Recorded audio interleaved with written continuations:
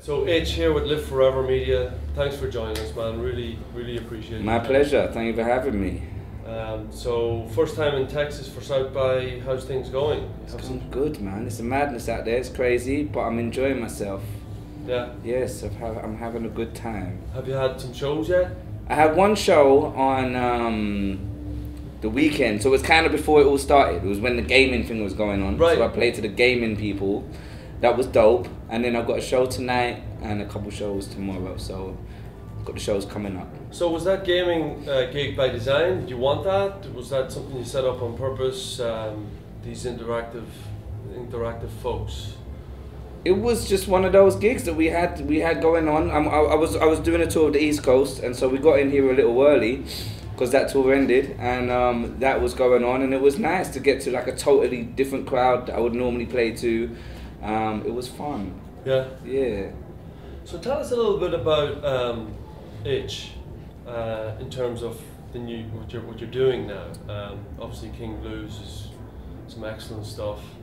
Yeah. Now finished, and now you're doing this. So tell us a little bit about it. Well, what I'm doing now, I guess I'm trying to take like the lyricism, the storytelling, the political bite of hip hop, and mix it with the kind of raw anger and energy of punk rock. Because to me, those two scenes are the same thing. They're both organic, real street music that wasn't designed by A&R guys sat around a table. It really came from the streets with both scenes, and so I'm trying to mix those two together.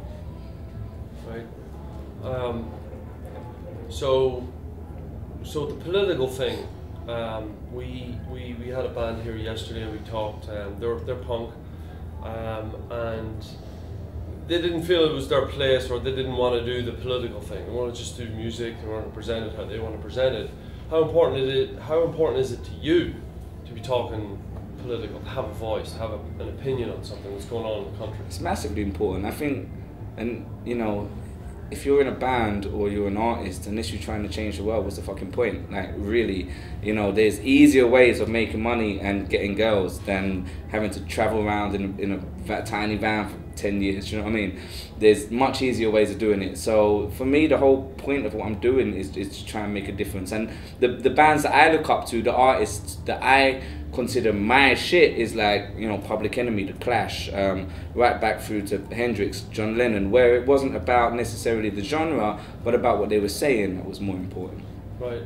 So it's a deep belief. It's a belief that you. Well, I just think as an artist as well, you're talking to kids. You're talking to the youth, and it's like there's so much out there that's filled with just emptiness and nothingness. You need to come at them with something real, and we're constantly told that this generation doesn't care about politics. We're constantly told this generation doesn't care about protesting, when this is the generation that's thrown the largest anti-war movement we've ever seen, that has thrown these Occupy movements, that is, this generation truly cares. They want us to think that we don't care, and when you come together at a gig and there's kind of a protest message there, you realise how important it is, and how it's very easy to feel like a weirdo, and for feeling you're ostracised and you're alone, for believing in such weird things like peace, love, that we're all equal in the world. And then when people come together and realise there's actually thousands and millions of other people just like them, that's a beautiful thing, That's something that music can do. Right, 100%, yeah. So you get that across in your music? I try to. Yeah. Yeah. I mean, for me, the greatest songs, the greatest lyrics, you need to get somebody's heart first. If you can't dance to it, then it sucks. But if a song can then make you think and then make you take action, that's a great song. Do you think there's a force that can drive some sort of change in that respect, and really people can appreciate albums, or whoever does now, that's good enough for now, and let it develop naturally? I think that, if an album's good enough, people will listen to it. I truly believe that.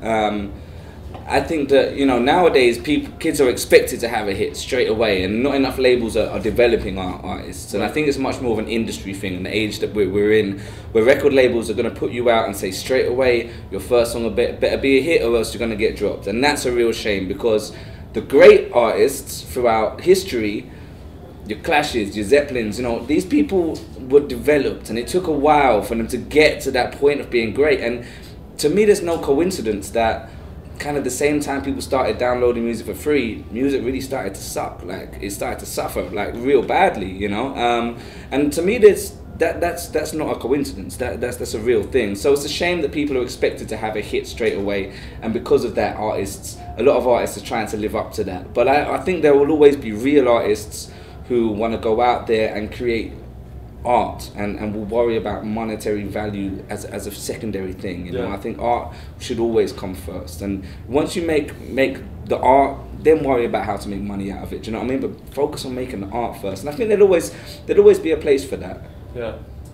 How's your relationship with the music business or the industry in general in terms of that development that you talk about?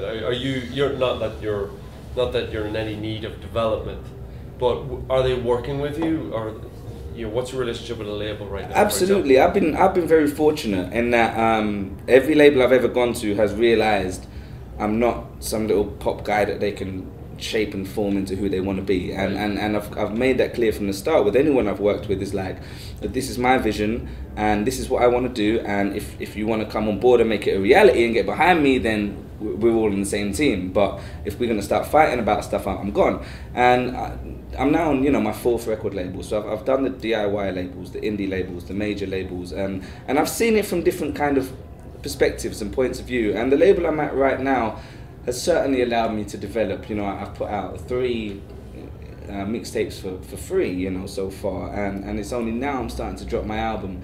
And it's been a slow and steady build, but I believe that slow and steady builds are the best way to go, because especially from being in my last band, the best thing we ever did was build things up grassroots. And so by the time we weren't the hot new band, and we were a band that had been around for a while, and maybe the radio wasn't playlisting us like it used to, we weren't on the front covers of those magazines, it didn't matter, because we'd built it up ourselves, so we had that power then. Otherwise, if you have a hit straight away and you get big straight away, it's like you're kind of at the mercy of other people, and you have to play that game. I've never been interested in playing that kind of game, so for me it's like I'm just going to bypass it.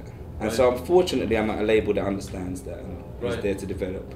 That's great. Who is it, by the way? With Red Bull Records. Oh, Red Bull Records. Yeah. They're one of the few who are still developing,